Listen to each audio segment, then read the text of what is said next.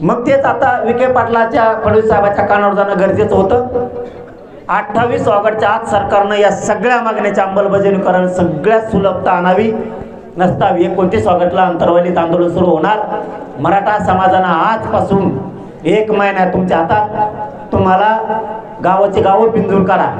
याच्याच बरोबर 1 मिनिटासाठी फक्त शांत राहा, फक्त 1 मिनिट. शेवटच राहिले. पश्चिम महाराष्ट्रात दौरा टाकला होता आपण. मला वाटतंय बरं का, तुम्ही मला घ्यायचं तर मी घेतो.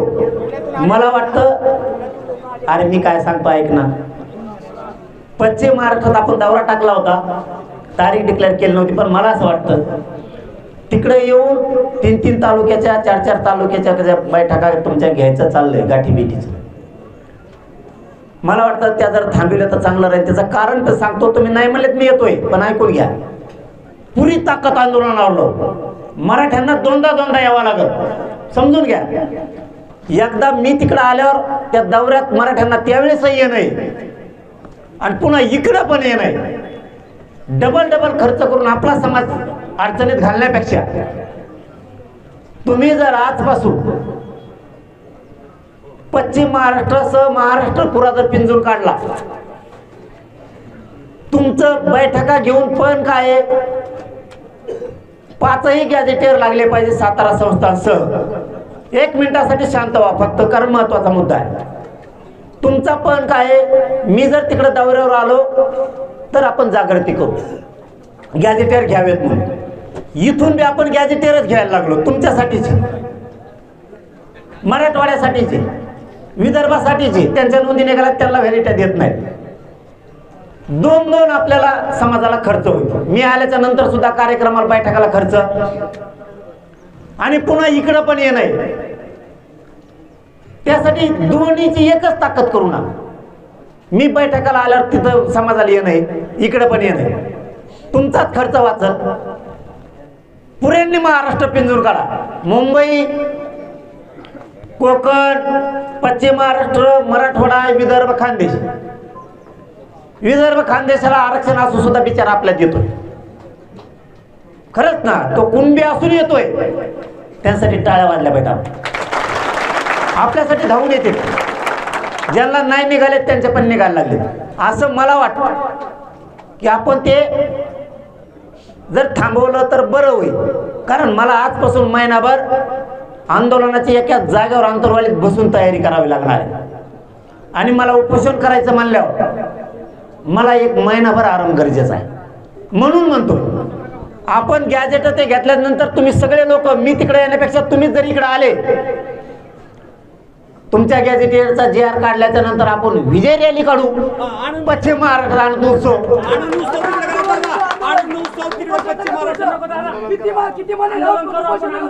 ऐका ना, थांबा रे, मला पश्चिम महाराष्ट्र सांगू द्या आधी. आपण काय करू, हा त्याच्यात काय होईल, मिळाल्याच्या नंतर तुम्ही आता तरी मला 2-3 दिवसासाठीच म्हणला होता. 29 ऑगस्टला हे शेवटचं निर्णायक आंदोलन होणार आहे. सरकार सारखं येड्यात काढायचं काम करतं. हैदराबाद गॅजेटचा JR काढला, त्यानुसार प्रमाणपत्र वाटप केले जात नाही, व्हॅलिट्या दिल्या जात नाही. 58 लाख नोंदी सापडल्यात, त्याचे कोणते प्रमाणपत्र देत नाही. सातारा संस्थान, कोल्हापूर संस्थानचं गॅजेटियर, औंध, पुणे आणि बॉम्बे गव्हर्नमेंटचं गॅजेटियर, हे आम्ही 3 वर्षापासून घ्या म्हणून सांगतोय. तेही घेतलं जात नाही. जाणून बुजून व्हॅलिट्या तर सर्रास रोखल्या, काही कारण सांगू. मग जर आमचं असून दिलं जात नाही तर आता आम्ही शांत किती दिवस बसायचं.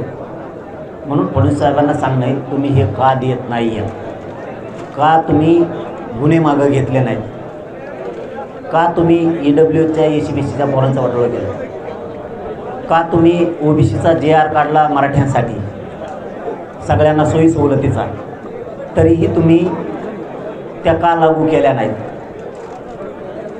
सारथीपासून महामंडळाच्या सगळ्या योजना कायमस्वरूपी बंद आहेत.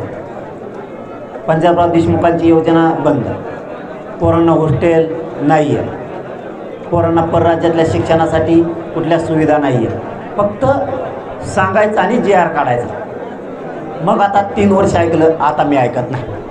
हे शेवटचं आंदोलन होणार. आणि राज्यातल्या मराठ्यांना आवाहन केलं आहे की घराघरातल्या मराठ्यांनी आंदोलनाच्या तयारीला लागायचं. आंदोलन शांततेत होणार. 29 ऑगस्टला 28 ऑगस्टच्या आत जर मागण्यांची सगळ्या अंमलबजावणी म्हणतोय मी, जे आर तुम्ही नुसतेच काढताय आणि नदी लावताय, अंमलबजावण्या केल्या नाही तर 29 ऑगस्टला आमरण उपोषण कठोरपणानं सुरू होणार. निर्णायक आंदोलन होणार. त्याशिवाय आता मागं आम्ही सर करणार नाहीत. जे होईल ते होईल. आता आम्ही तयारी ठेवू. दादा मला सांगा की आता शेवटचं तुम्ही उपोषण केलं होतं, भाजीवर बसून होणार, त्या मागण्या सरकारनं मंजूर केल्यानंतर तुम्ही उपोषण सोडलं होतं. काय झालं त्या मागण्या सरकारनं नेमकं हैदराबाद गॅजेट लागू करताना नेमक्या प्रमाणपत्रासाठी काय अडचणी येतात? सरकारनं दिलेलं आश्वासन पूर्ण केलं नाही का? प्रत्येक वेळेस समाजाच्या हितासाठी आम्ही विश्वास ठेवतो. प्रत्येक वेळेस. आता त्यांनी ओबीसीचा जे आर काढला, हैदराबादचा जे आर काढला, प्रमाणपत्र काही प्रमाणात वाटप केले, आता लगेच बंद झाले पूर्णपणे. अधिकारी सांगतायत सरकारकडून आम्हाला शासन निर्णय आणि नियमावली दिली नाही, नीटकी SOP दिली नाही, व्हॅलिटी पण होईना, प्रमाणपत्र पण नाही. मग आता थांबणार किती दिवस? मी त्याच वेळेस सांगितलं होतो, तुम्ही सगळे पत्रकार बांधव साक्षीला, माझ्यावरती 29 ऑगस्टला शेवटचं आंदोलन करायची वेळ येऊ देऊ नका. त्याच्यानंतर मी आता 2 महिने वाट बघितली. जैसे थे म्हणून मी त्याच दिवशी सांगितलं होतं शेवटचं आंदोलन करण्याची वेळ येऊ देऊ नका 29 ऑगस्ट. म्हणून मी आज 29 जुलैला घोषणा केली. माझ्यासाठी माझा समाज महत्त्वाचा. 100% मी पूर्ण घेणार आहे. पूर्ण काहीच ठेवणार. व्हॅलिडिट्या सगळ्या पाहिजेत, कुणबी प्रमाणपत्र सगळे पाहिजेत, टोटल हैदराबाद गॅझेटियरचे सगळे GR अंमलबजावणीसह पाहिजे. आणि जे OBCला वंशावळी आहेत, ज्या OBCला नियम आहेत व्हॅलिडिटीसाठी, त्याचप्रमाणे करा ना. आम्हाला वेगळे कसं काय? ही याचा नात्यातलाच नाही, त्याच्या नात्यातलाच नाही, तुमची वंशावळ जुळत नाही. ज्या माणसाला कोणते प्रमाणपत्र घ्यायचं आहे त्याचीच वंशावळ घ्यायची. आता सरकार संपर्क साधन का नाही हे मला माहीत. आम्ही आंदोलन सुरू करणार आहेत. मराठा समाजाला पण सांगितलं, ज्यांचे प्रश्न आहेत, ज्यांचे कुणबी प्रमाणपत्र दिले नाहीत, व्हॅलिडिटी दिल्या नाहीत, त्यांनी अर्ज घेऊन तयार. बलिदान गेलेल्या कुटुंबापासून केसेसपासूनच्या सगळ्या पोरांना बोलवलं आहे. EWच्या पोरांना बोलवलं आहे, MPCच्या पोरांना बोलवलं आहे. महामंडळाचे सारथीच्या कोणाला योजना मिळाल्या नाहीत, परतावे मिळालेले आहेत, त्या सुद्धा पोरांनी या. ECBCच्या कोणत्या पोरांच्या निवडी झाल्या त्यांना नियुक्त्या दिल्या नाहीत, त्यांनी पण या. 28 ऑगस्टला सोक्षमोक्ष समोर करायचा. सरकारने या लोकांना कुणबी प्रमाणपत्र दिले नाहीत, यांना व्हॅलिडिटी दिल्या नाहीत, ते समक्ष दाखवणार आहेत. आम्ही सरकार बोलायला जागा नाही ठेवणार. सरकार खोटं बोलतं. व्हॅलिडिटीला ठेवल्या नाही म्हणतं, पेंडिंगच नाही असं म्हणतं, पेंडन्सी नाही असा फडणवीसांचा म्हणणं आहे. पेंडन्सी नाही, अधिकारी चुकीचा आकडा देत आहेत. परत हैदराबाद गॅजेटनुसार अर्ज नाही, एकही पेंडन्सी नाही असं फडणवीस साहेब म्हणतात. आम्ही 28 ऑगस्टला तुम्हाला दाखवतो आहेत का नाही. आजच्या बैठकीमध्ये देवेंद्र फडणवीस तुमच्या टार्गेटवर राहिले. भाषणामध्ये काय नेमकं? मी फडणवीस साहेब टार्गेटवर राहील, टार्गेट केलंच नाही. का देत नाहीत ही प्रश्न विचार, त्याचं उत्तर त्यांनी द्यावं. इथं येऊ आम्ही विखे पाटलांना लाड बोल विचारलं, फडणवीस साहेब हे का देत नाही. टार्गेट केलं नाही. 29च्या नंतर होऊ शकते. 29 ऑगस्टच्या नंतर मी मग कोणाला सोडणार. 28 ऑगस्टच्या आत सगळ्या मागण्यांची अंमलबजावणी करायची. जर केली नाही तर 29 ऑगस्टला भयंकर मोठं आंदोलन उभं राहणार आहे. राज्यातले मराठी पुन्हा एकवटणार आहेत. पण आता घेतल्याशिवाय आम्ही माघारी जाणार नाही. सरकारने दिलेलं आश्वासन पाळलं नाही किंवा मग सरकार बदललंय असं तुम्हाला वाटते? मला वाटतं सरकार आणि अधिकारी काहीतरी मराठ्यांशी खोटा डाव खेळते. त्यांनी GR काढले. काही कोणते प्रमाणपत्र वाटप गॅजेटनुसार झाले तर झाले. काही अधिकारी व्हॅलिडिटी देत नाहीत, प्रमाणपत्र देत नाहीत. अधिकारी ढकले ते सरकारवर, सरकार त्या अधिकाऱ्यावर. गॅजेट जर आमचं आहे तर त्यानुसार आम्हाला एक खटी लगेच वाटप पाहिजे. निर्णायक शेवटचं आंदोलन म्हणजे काय, लगेच पाहिजे.